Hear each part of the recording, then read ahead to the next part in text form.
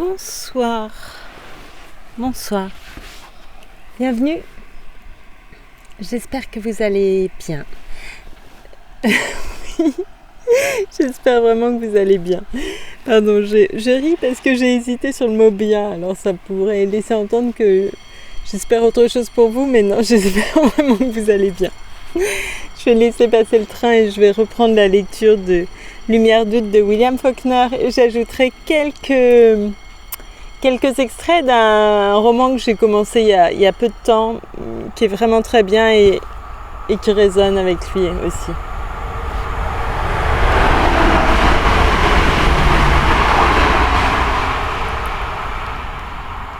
Oh non! J'avais pas vu, j'ai écrasé une petite bête entre les pages, pardon.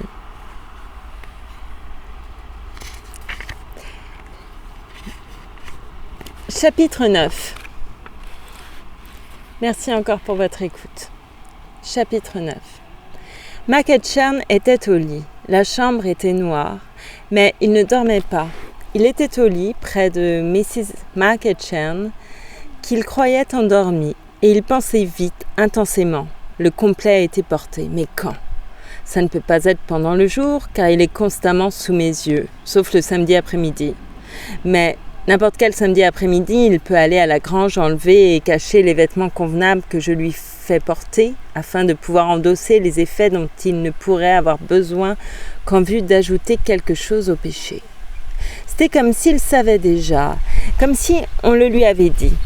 Cela semblait indiquer que les vêtements étaient portés en secret et, selon toute vraisemblance, la nuit. Et, en ce cas, il se refusait à admettre que le jeune homme pût avoir d'autres intentions que la luxure. Lui-même n'était jamais tombé dans la luxure et il avait toujours refusé d'écouter ceux qui en parlaient. Et cependant, au bout d'une demi-heure d'intense méditation, il en savait presque autant sur les actions de Joe que Joe lui-même lui en aurait pu dire, à l'exception des noms et des lieux. Et cela, vraisemblablement, il ne l'aurait pas cru, même de la bouche de Joe, car les hommes de son espèce ont, en général, en ce qui concerne le mécanisme et la mise en scène du mal, des convictions aussi fermement arrêtées qu'en ce qui concerne le bien. Ainsi, la bigoterie et la clairvoyance se confondaient pour ainsi dire, mais la bigoterie était un peu lente. C'est pourquoi, quand Joe, descendant la corde, glissa comme une ombre rapide dans l'embrasure ouverte et blanche de lune derrière laquelle Mac Etchern était couché, Mac Etchern ne le reconnut pas tout de suite. Il se peut aussi qu'il ne crût pas ce qu'il voyait, qu'il pût distinguer la corde elle-même, bien qu'il pût distinguer la corde elle-même. Et quand il arriva à la fenêtre, Joe avait déjà retiré la corde, l'avait assujettie et se dirigeait maintenant vers la grange. Comme Mac Etchern l'observait par la fenêtre, il ressentit quelque chose d'analogue au sentiment d'injure pure et impersonnelle qu'éprouverait un juge s'il voyait un homme, jouant sa tête en cour d'assises, se pencher et cracher sur la manche du procureur. Caché dans l'ombre, à mi-chemin entre la maison et la route, il pouvait voir Joe au bout du sentier. Il entendit aussi l'auto. Il la vit arriver, s'arrêter. Il vit Joe y monter. Il est possible qu'il ne s'inquiétait même pas de savoir qui était avec lui. Peut-être le savait-il déjà, et son intention n'était peut-être que de voir dans quelle direction ils allaient. Peut-être pensait-il aussi qu'il savait cela, car l'auto aurait pu aller n'importe où dans cette région où il y avait une route pour conduire à chaque destination possible. Car il revint vers la maison, d'un pas vif, poussé par ce même sentiment d'injure pure, impersonnelle, comme s'il croyait, afin d'être guidé par une injure encore plus grande, encore plus pure, qu'il n'avait plus besoin de douter de ses facultés personnelles. En pantoufles, sans chapeau, sa chemise de nuit fourrée dans son pantalon, les bretelles pendantes, il fila droit comme une flèche jusqu'à l'écurie. Là, il sella son grand cheval blanc, robuste encore malgré son âge, et, d'un galop lourd, il suivit le sentier jusqu'à la route sans prêter attention à Mrs. Mac Etchern qui, de la porte de la cuisine, l'appela comme il sortait de la cour.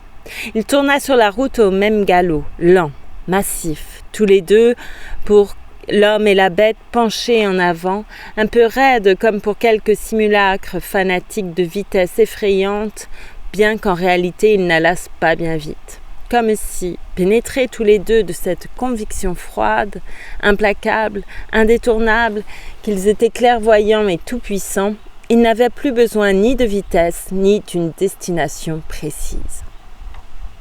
Il galopa du même train droit vers le lieu qu'il cherchait et qu'il avait trouvé tout au bout de la nuit et presque à la moitié du comté. Pourtant, ce n'était pas si loin. Il avait à peine fait 4 milles qu'il entendit de la musique devant lui. Puis il vit sur le côté de la route des lumières dans une école, un bâtiment d'une seule pièce. Il savait où se trouvait cette école, mais rien n'avait pu lui indiquer, lui faire savoir qu'on y donnait un bal. Cependant, il y alla tout droit. Il pénétra dans les ombres éparses des autos, des charrettes, des chevaux sellés et des mules qui emplissaient le bosquet au milieu duquel l'école se trouvait. Il mit pied à terre sans presque attendre que le cheval fût arrêté. Il ne l'attacha même pas. Il descendit et, en pantoufles, les bretelles pendantes, avec sa tête ronde et sa courte barbe indignée, il courut vers la porte ouverte, vers les fenêtres ouvertes d'où sortait la musique, où les ombres dans la lumière des lampes à pétrole passaient en une sorte de vacarme rythmé. Peut-être, en entrant dans la salle, pensait-il, en admettant qu'il pensât, qu'il avait été guidé et qu'il était poussé maintenant par quelque archange Saint-Michel. Ses yeux, sans doute, ne furent même pas momentanément éblouis par la lumière brusque et le mouvement, lorsque, jouant des coudes entre les cordes à tête tournée, suivi par un sillage d'étonnement et de protestation, il courut vers le jeune homme qu'il avait volontairement adopté et qu'il avait essayé d'élever d'après les principes qu'il croyait bons. Joe et la serveuse dansaient, et Joe ne l'avait pas encore vu.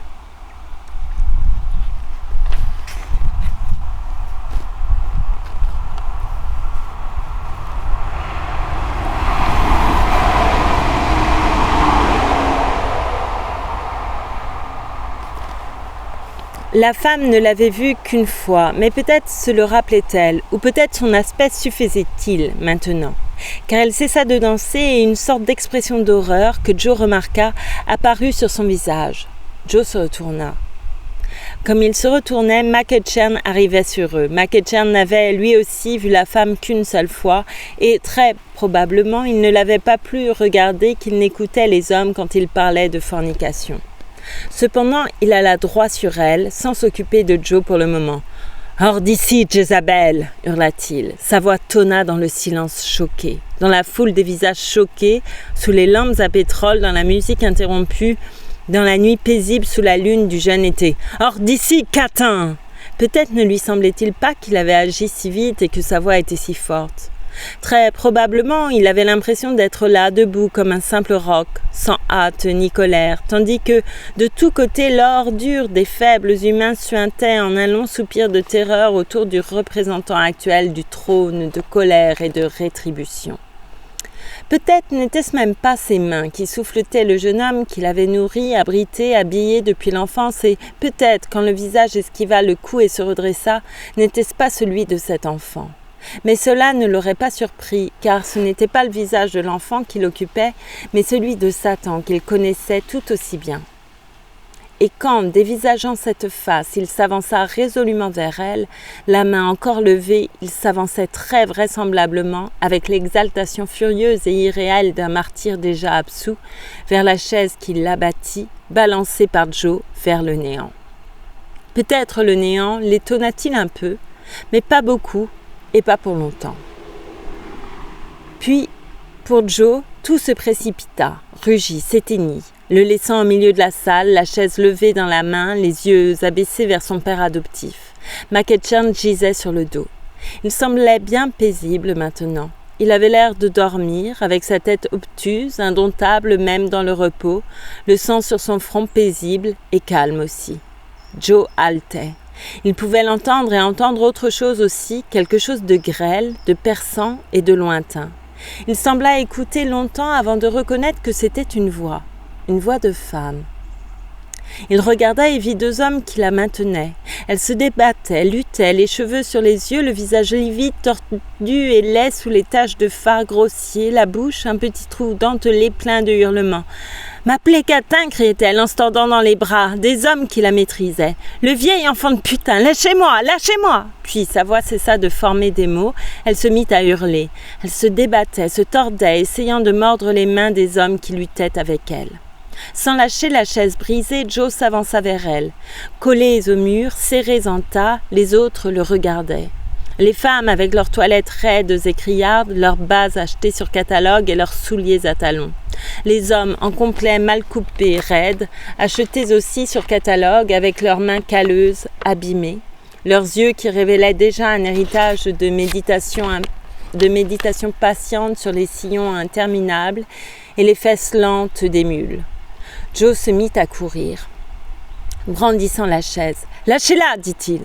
Elle cessa immédiatement de se débattre et tourna vers lui sa fureur et ses hurlements comme si elle venait juste de le voir, de s'apercevoir qu'il était là aussi.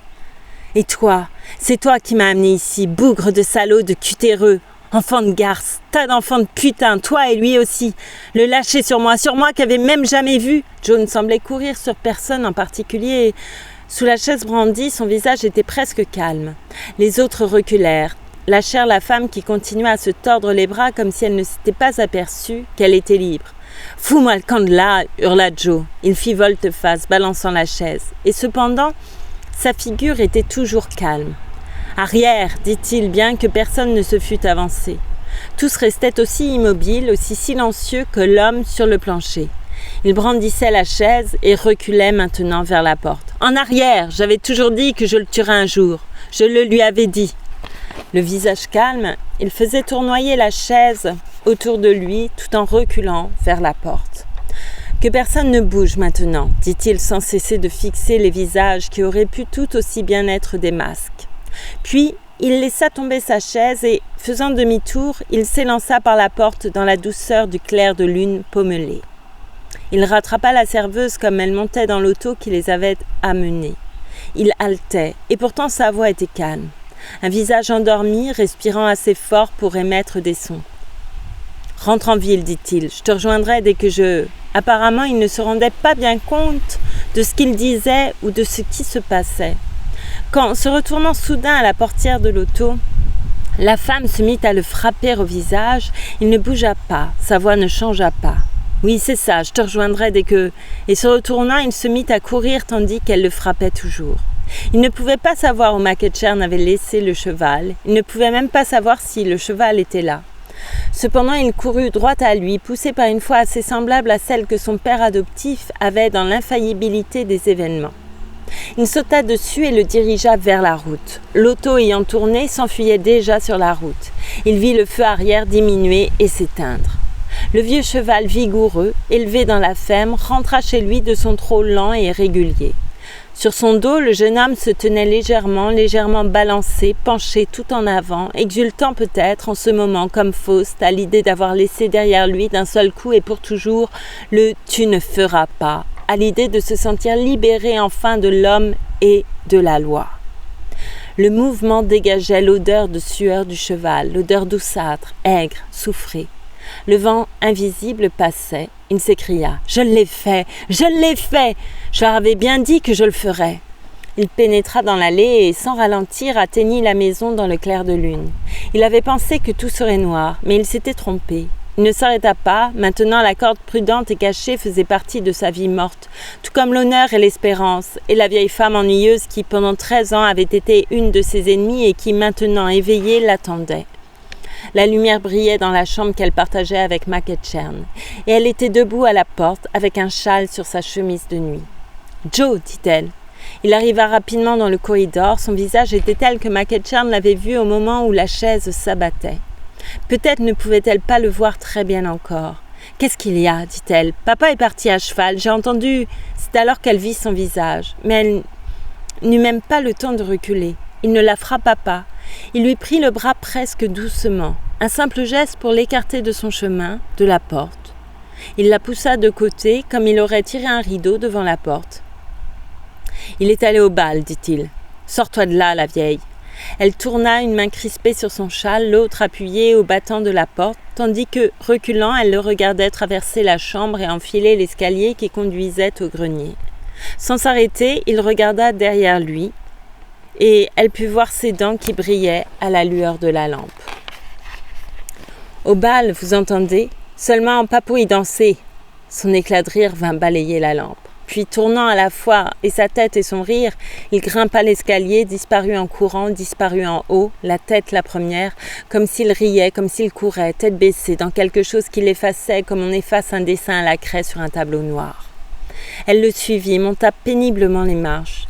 À peine eut-il passé près d'elle qu'elle se mit à le suivre, comme si cette hâte implacable qui avait entraîné son mari était revenue, jetée comme un vêtement sur les épaules du jeune homme et s'était déposée sur elle. Elle se hissa dans l'escalier étroit, cramponnée d'une main à la rampe, de l'autre au châle. Elle ne parlait pas, elle n'appelait pas. On eût dit un fantôme obéissant au commandement du maître absent. Joe n'avait pas allumé la lampe, mais la chambre était pleine du reflet de la lune et elle n'avait sans doute pas besoin de cela pour pouvoir dire ce qu'il faisait. Elle se tenait debout, adossée au mur, suivant le mur à tâtons, jusqu'à ce qu'elle eût trouvé le lit où elle s'écroula. Il lui avait fallu un certain temps, car lorsqu'elle regarda vers l'endroit où se trouvait la planche mobile, il s'approchait déjà du lit où le clair de lune tombait en plein, et elle le regarda vider la boîte sur le lit, racler le petit tas de pièces et de billets dans sa main et enfouir sa main dans sa poche. Alors seulement, il la regarda, assise, un peu renversée maintenant, appuyée sur un bras, l'autre main crispée sur son châle. « Je ne vous l'ai pas demandé, dit-il. Rappelez-vous bien ça. Je ne l'ai pas demandé parce que j'avais peur que vous ne me le donniez. Je l'ai pris tout bonnement. Ne l'oubliez pas. » Il se détourna avant même que sa voix eût cessé. Dans la lueur de la lampe qui montait du bas de l'escalier, elle le regarda faire demi-tour et descendre. Elle entendit encore son pas rapide dans le couloir, puis elle entendit de nouveau le galop du cheval. Puis le bruit du cheval s'éteignit. Une heure sonnait quelque part au moment où Joe pressait le cheval exténué dans la grande rue de la ville. Depuis quelque temps déjà, le cheval haletait, mais Joe le maintenait à un trot bronchant à l'aide d'un gros bâton dont il lui frappait la croupe en mesure. Ce n'était pas une cravache, c'était un morceau de manche à balai que Mrs. McEachern avait fiché en guise de tuteur dans un parterre de fleurs en face de la maison. Bien que le cheval fît encore les mouvements du galop, il n'allait pourtant guère plus vite qu'un homme à pied. Le bâton se levait et s'abaissait aussi avec la même lenteur terrible et exténuée, et le jeune homme, penché sur le cou du cheval, semblait ne pas savoir que la bête flanchait, semblait aussi vouloir pousser en avant l'animal expirant dont les sabots rendaient un son creux et rythmé dans la rue déserte et mouchetée de lune. Et tous deux, le cheval et le cavalier, offraient un aspect étrange et irréel comme un film au ralenti, tandis qu'ils galopaient sans arrêt, malgré leur fatigue, dans la rue et vers le coin où il avait coutume d'attendre, moins pressés peut-être, mais non moins avides et plus jeunes. Maintenant, le cheval ne trottait même plus sur ses jambes raidies. Sa respiration était profonde, pénible, ralentie, chaque souffle un grognement. Le bâton retombait toujours. La vitesse du bâton augmentait en raison inverse du progrès du cheval. Mais le cheval ralentissait, chancelait vers le trottoir. Joe eut beau lui tirer la tête en le battant, il ralentit près du trottoir et s'arrêta, moucheté d'ombre, la tête basse, tremblant, la respiration semblable à une voix humaine. Et cependant, le cavalier toujours en selle, penché en avant, dans la posture d'une vitesse effroyable, battait la croupe du cheval avec son bâton. Sans le va-et-vient du bâton, sans la respiration grondante de l'animal, on aurait pu les prendre pour une statue équestre égarée de son piédestal et venue se reposer, dans l'attitude de l'épuisement final, dans une rue tranquille et déserte, tachetée, pommelée d'ombres lunaires. Joe descendit. Il prit le cheval par la tête et commença à le tirer, comme si, par sa seule force, il désirait le remettre en mouvement avant de ressauter en selle. Le cheval ne bougea pas. Joe renonça. Il semblait légèrement incliné vers la bête.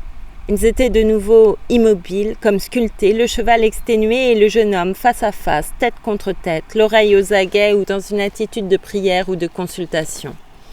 Puis, Joe leva son bâton et se mit à frapper le cheval tout autour de sa tête immobile. Il le battit sans arrêt jusqu'à ce que le bâton se brisât. Il continua à le frapper avec un morceau pas plus long que la main. Alors il se rendit peut-être compte qu'il ne causait aucune douleur, ou peut-être son bras se fatigua-t-il, car il jeta le bâton au loin et tourna, pivota, filant déjà à toutes jambes. Il ne regarda point derrière lui. Sa silhouette se rapetissait, sa chemise blanche palpitait, s'estompait dans les ombres de lune. Il s'enfuyait hors de la vie du cheval comme si ce dernier n'eût jamais existé. Il passa au coin où il avait coutume d'attendre. S'il le remarqua, s'il y pensa, ce fut sans doute pour se dire « Mon Dieu, si longtemps, il y a si longtemps de cela !» La rue tournait, devenait une route de gravier. Il avait encore près d'1 mille à faire, aussi se mit-il à courir, posément, mais avec soin, régularité, les coudes aux côtés comme un coureur entraîné, la tête un peu penchée comme pour contempler sous ses pas la route méprisable. La route tournait, blanche de lune, bordée à intervalles éloignés par ces terribles petites maisons blanches, éparses et neuves, où les gens, arrivés hier de nulle part et prêts à repartir pour nulle part, habitent à la lisière des villes. Toutes étaient noires, sauf celle vers laquelle il courait. Il atteignit la maison et quitta la route. Il courait. Ses pieds résonnaient, lourds et rythmés dans le silence. Peut-être pouvait-il déjà voir la serveuse qui attendait, habillée de noir pour le voyage, son chapeau sur la tête, sa valise prête. Comment il pourrait s'en aller? De quelle façon il partirait? Il n'y avait probablement jamais réfléchi. Et Max et Mam aussi, déshabillés sans doute. Max en bras de chemise, peut-être même en gilet de dessous, et Mam avec son kimono bleu pâle. Tous les deux empressés, avec cette sorte de gaieté bruyante qui préside au départ. Mais en réalité, il ne pensait à rien, car il n'avait jamais dit à la serveuse de se préparer à partir. Il croyait peut-être qu'il le lui avait dit, ou qu'elle devait le savoir, car ses récentes actions et ses projets futurs avaient dû lui sembler assez simples pour être compris par le premier venu. Peut-être même se figurait-il lui avoir dit, quand elle montait en auto, qu'il allait chez lui chercher de l'argent. Il courut sous la véranda. Jusqu'alors, même au beau jour de sa vie dans la maison, il avait toujours eu tendance à se glisser, aussi vite et aussi discrètement que possible, de la route jusqu'à l'ombre de la véranda et de là, dans la maison où on l'attendait. Il frappa. Il y avait de la lumière dans la chambre et une autre au bout du couloir comme il s'y attendait, et des voix aussi. Derrière les fenêtres à rideaux, plusieurs voix qu'il sentait plus intenses que gaies. Il s'attendait à cela aussi, pensant « Il croit peut-être que je ne viendrai pas, ce sacré cheval !» Ce sacré cheval. Il frappa de nouveau, plus fort, une main sur le loquet qu'il secouait, le visage collé contre la vitre à rideaux de la porte d'entrée. Les voix se turent. Et tout bruit s'éteignit dans la maison. Les deux lumières, le store éclairé de sa chambre et le rideau opaque de la porte brûlaient d'une lueur continue, immobile, comme si tous les gens de la maison étaient morts subitement quand il avait touché le bouton de la porte. Il frappa de nouveau à coups précipités. Il frappait encore quand la porte, aucune ombre n'était apparue sur le rideau, aucun pas ne s'était approché, s'ouvrit brusquement et sans bruit sous sa main frappante. Il s'avançait déjà sur le seuil. Comme s'il avait été attaché à la porte quand Max apparut bloquant l'entrée. « Tiens, dit-il. » Sa voix n'était pas haute et on aurait presque pu croire qu'il avait aspiré Joe rapidement dans le couloir, fermé la porte à clé avant que Joe eût pu s'apercevoir qu'il était entré. Et cependant, sa voix avait encore cette qualité ambiguë, à la fois cordiale et complètement vide, complètement dénuée de plaisir, de gaieté, comme une coquille, comme quelque chose qu'il aurait porté devant sa figure, une chose à travers laquelle il aurait regardé Joe. Cet air qui expliquait pourquoi, autrefois, Joe avait regardé Max avec un mélange d'étonnement et de colère. « Tiens, voilà enfin notre Roméo, dit-il, le beau gosse de Beale Street. » Puis il éleva un peu la voix, dit Roméo presque fort. « Entre, viens saluer la compagnie. » Joe se dirigeait déjà vers la porte qu'il connaissait. Il s'était presque remis à courir, en admettant qu'il se fût jamais arrêté. Il n'écoutait pas Max. Il n'avait jamais entendu parler de Beale Street, ce quartier de Memphis auprès duquel Harlem n'est qu'un décor de cinéma. Joe n'avait rien regardé. Car soudain, il vit la femme blonde debout au fond du corridor. Il ne l'avait pas vue apparaître dans le couloir qui, pourtant, était vide quand il était entré. Et soudain, elle était là, debout. Elle portait une jupe noire et elle tenait un chapeau à la main. Et dans l'embrasure sombre d'une porte ouverte près de lui, il y avait une pile de bagages, plusieurs valises. Peut-être ne les vit-il pas, ou peut-être les vit-il d'un coup d'œil plus rapide que la pensée. Je n'aurais pas cru qu'elle en aurait autant. Peut-être pensa-t-il pour la première fois qu'il n'avait pas de moyen de transport, pensant « Comment pourrais-je porter tout ça ?» Mais sans s'arrêter, il se dirigeait déjà vers la porte qu'il connaissait. Ce ne fut que la main sur la porte qu'il remarqua le silence absolu qui régnait par derrière. À 18 ans, il savait bien que ce silence ne pouvait être produit par une seule personne. Mais il ne s'arrêta pas. Peut-être ne s'était-il pas aperçu que le corridor était vide à nouveau, que la femme blonde avait de nouveau disparu sans qu'il l'eût vue ni entendu remuer. Il ouvrit la porte. Il courait maintenant, c'est-à-dire comme un homme peut courir, très loin devant lui-même au moment où il s'arrête net. La serveuse était assise sur le lit comme il l'avait vue assise si souvent. Elle portait sa robe sombre et son chapeau, comme il l'espérait, comme il le savait. Elle était assise, la tête basse, et elle ne regarda même pas la porte quand elle s'ouvrit. Une cigarette brûlait dans sa main, si calme qu'elle semblait presque monstrueuse, immobile sur la robe sombre. Et, au même instant, il vit l'autre homme. Il n'avait jamais vu cet homme, mais il ne s'en rendit pas compte tout d'abord. Ce n'est que plus tard qu'il se le rappela, qu'il se rappela entassé dans la chambre obscure, les bagages qu'il avait entrevus un instant quand sa pensée allait plus vite que sa vision. L'étranger, également, était assis sur le lit et fumait. Il avait son chapeau sur les yeux et l'ombre du bord lui tombait sur la bouche. Il n'était pas vieux et cependant, il n'avait pas l'air jeune. Max et lui auraient pu être frères, de même que des indigènes pourraient prendre pour frères deux blancs isolés subitement dans un village d'Afrique. Son visage, son menton sur lequel tombait la lumière, était immobile. Joe ne savait pas si l'étranger le regardait. Et il ne savait pas non plus que Max était debout, juste derrière lui. Et il entendit leur voix sans savoir ce qu'ils disaient, sans même écouter. « Demande-lui, comment veux-tu qu'il sache ?» Il entendit peut-être les mots, mais c'était douteux. Il n'avait sans doute pas plus de sens pour lui que le choc des insectes derrière la fenêtre hermétiquement close ou les valises bouclées qu'il avait regardées et n'avait pas encore vues. « Il s'est sauvé aussitôt après, dit Bobby. Il sait peut-être. Tâchons de savoir si possible ce qui nous fait filer, au moins. » Bien que Joe n'eût pas bougé depuis qu'il était entré, il courait toujours. Quand Max lui toucha l'épaule, il se retourna comme si on l'avait arrêté en pleine course. Il ne s'était même pas aperçu que Max était dans la chambre. Il regarda Max par-dessus son épaule avec une sorte de fureur enragée. « Alors, le môme, raconte, dit Max. Où ça en est-il ?»« Quoi ça ? Le vieux ? Tu crois que son compte est bon ? Pas de boniment, hein ? T'as pas envie que Bobby ait des emmerdements ? »« Bobby ?» dit Joe. Pensant Bobby. Il se tourna, courant toujours. Cette fois, Max lui saisit l'épaule sans dureté. « Allons, dit Max. On n'est donc pas entre copains ici ? Lui as-tu fait son affaire ? » « Son affaire ?» dit Joe de ce ton nerveux. « Son affaire ?» dit Joe de ce ton nerveux d'impatience maîtrisée de quelqu'un qu'un enfant retient et questionne. L'étranger parla. « Le type que tu as descendu d'un coup de chaise, est-il mort ?»« Mort ?» dit Joe. Il regarda l'étranger. En même temps, il aperçut de nouveau la serveuse et se remit à courir. Alors, il bougea réellement. Il avait complètement chassé les deux hommes de son esprit. Il se dirigea vers le lit en tirant sur sa poche. Son visage avait une expression à la fois exaltée et victorieuse. La serveuse ne le regardait pas. Elle ne l'avait pas regardé une seule fois depuis qu'il était entré.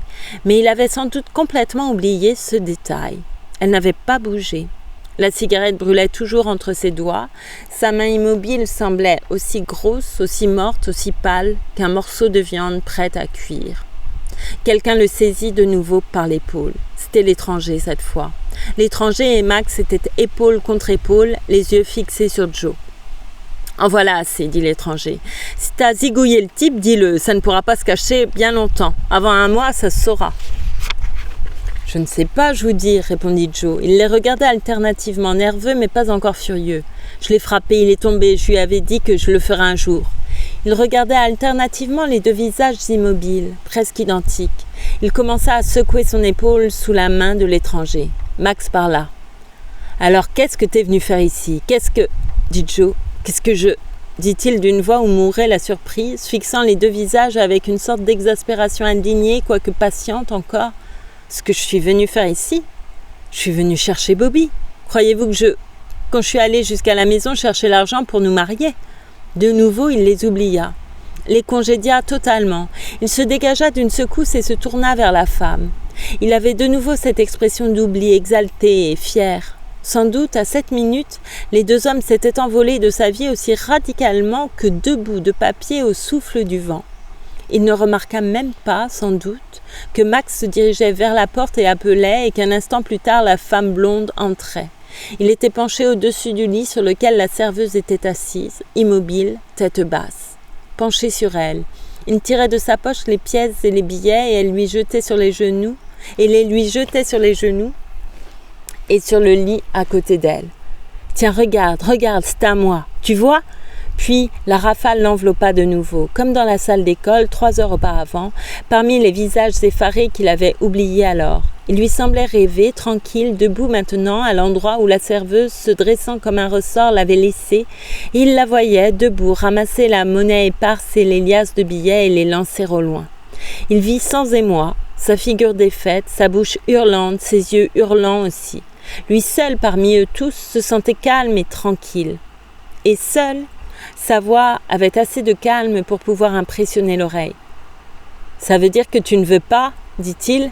« Ça veut dire que tu ne veux pas. » La scène ressemblait beaucoup à ce qui s'était passé dans la salle d'école. Quelqu'un qui la retenait tandis qu'elle luttait, hurlait, la tête échevelée par les secousses, le visage, la bouche même, contrastant avec les cheveux aussi inertes qu'une bouche morte dans un visage mort. « Salaud, enfant de putain, me foutre dans un pétrin pareil, moi qui t'avais traité comme si t'avais été un blanc, un homme blanc. » Mais très probablement, pour lui, ce n'était encore que du bruit dénué de sens, un coup de vent. Il la dévisageait. Il dévisageait ce visage qu'il voyait pour la première fois et il disait, à haute voix ou non, il n'aurait su le dire, « Comment j'ai tué pour elle ? J'ai même volé pour elle ?» Comme s'il venait de l'entendre dire, comme s'il venait d'y penser, comme si on venait de lui dire qu'il l'avait fait. Puis, elle aussi sembla s'envoler de sa vie, poussée par la rafale comme un troisième bout de papier. Il se mit à balancer les bras comme si sa main tenait encore la chaise brisée. Il y avait quelque temps que la femme blonde était dans la chambre. Il la vit pour la première fois, sans surprise, comme si elle s'était matérialisée dans l'air léger. Elle était là, immobile, avec ce calme diamantin qui lui donnait une respectabilité aussi implacable, aussi paisible que le gant levé d'un policeman. Pas un cheveu ne dépassait l'autre. Elle portait maintenant son kimono bleu pâle par-dessus sa robe de voyage noire. Elle dit tranquillement « Saisissez-le, sortons d'ici. Les flics peuvent s'amener d'un moment à l'autre. Ils sauront bien où aller le chercher. » Joe ne l'entendit peut-être pas plus qu'il n'avait entendu les hurlements de la serveuse. Il me l'a dit lui-même qu'il était noir, l'enfant de putain. Quand je pense que je me laissais baiser à l'œil par cet enfant de putain de nègre, tout ça pour qu'il me fasse avoir des histoires avec sa police de Pecno. Un bal de cutéreux. Il n'entendit peut-être que la rafale alors que, la main levée comme s'il brandissait encore la chaise, il s'élançait sur les deux hommes. Il ignorait probablement qu'il s'approchait déjà de lui, car avec une exaltation un peu semblable à celle de son père adoptif, il se jeta en plein et de sa propre initiative contre le poing de l'étranger. Bien que l'étranger l'eût frappé 2 fois en pleine figure, il ne sentit peut-être aucun des 2 coups avant de s'écrouler à terre où, comme l'homme qui l'avait assommé, il resta lui-même sur le dos, sans bouger. Mais il n'avait pas perdu connaissance, car ses yeux étaient ouverts et les regardaient tranquillement. Il n'y avait rien dans ses yeux, ni couleur ni surprise, mais selon toute apparence, il ne pouvait remuer.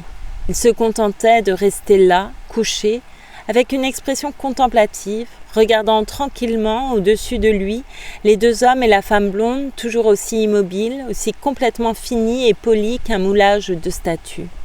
Peut-être ne pouvait-il pas non plus entendre les voix, ou peut-être les entendait-il, et, cette fois encore, elles n'avaient pas plus de sens que le vrombissement sec et continu des insectes contre la fenêtre. Emmerder ainsi la môme la plus gentille qu'on puisse imaginer, il devrait se dispenser de courir les putains. Il ne peut pas s'en empêcher. Il est né trop près d'une... Est-il vraiment un nègre ? Il n'en a pas l'air. C'est ce qu'il a dit à Bobby, une nuit. Je parie qu'elle ne sait pas plus que lui ce qu'il est. Ces boucs de campagnard, ça peut être n'importe quoi. Nous allons bien voir. Nous allons voir s'il a le sang noir. étendu, paisible, immobile. Joe regarda l'étranger se pencher, lui soulever la tête et le frapper en pleine figure, cette fois d'un coup bref, cinglant. Au bout d'un instant, il se lécha la lèvre, timidement, un peu comme un enfant lécherait la cuillère à sauce. Il regarda la main de l'étranger se relever, mais elle ne retomba pas. Ça suffit, filons à Memphis. Rien qu'une fois encore, Joe, étendu, regardait tranquillement la main. Puis Max rejoignit l'étranger, se pencha aussi. Il nous faut un peu plus de sang pour être sûr. Certainement, il ne faut pas qu'il s'en fasse. Ce coup-là, c'est aux frais de la maison. La main ne retomba pas. La femme blonde était là aussi. Elle avait saisi par le poignet le bras levé de l'étranger. J'ai dit que ça suffisait. Et c'est la fin du chapitre 9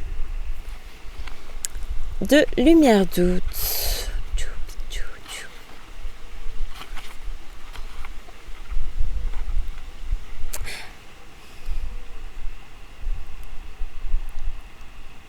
Alors, ce que je vais faire plutôt, c'est que je vais arrêter cette lecture, je vais en faire une autre avec le chapitre 10, qui est très court, et j'ajouterai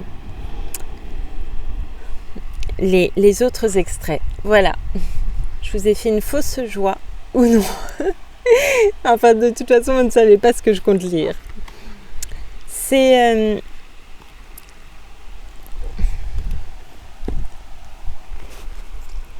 Je connaissais pas bien la vie de Faulkner et en fait son travail surtout.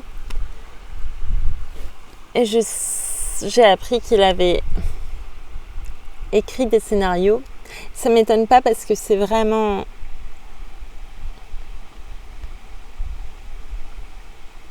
Enfin là, quand on lit, c'est exactement comme si on voyait un film. C'est même image par image.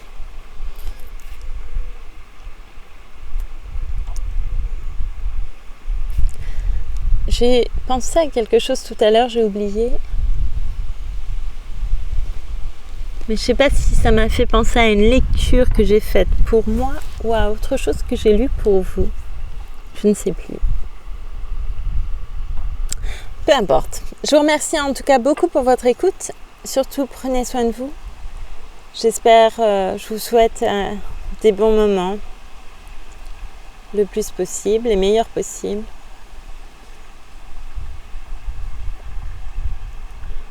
Je vous souhaite de la joie et de la douceur, de la tendresse.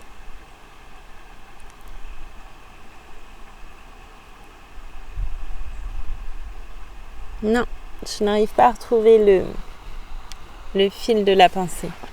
Peu importe, je vous remercie beaucoup et à bientôt. À bientôt, oui. Et prenez soin de vous surtout. Voilà.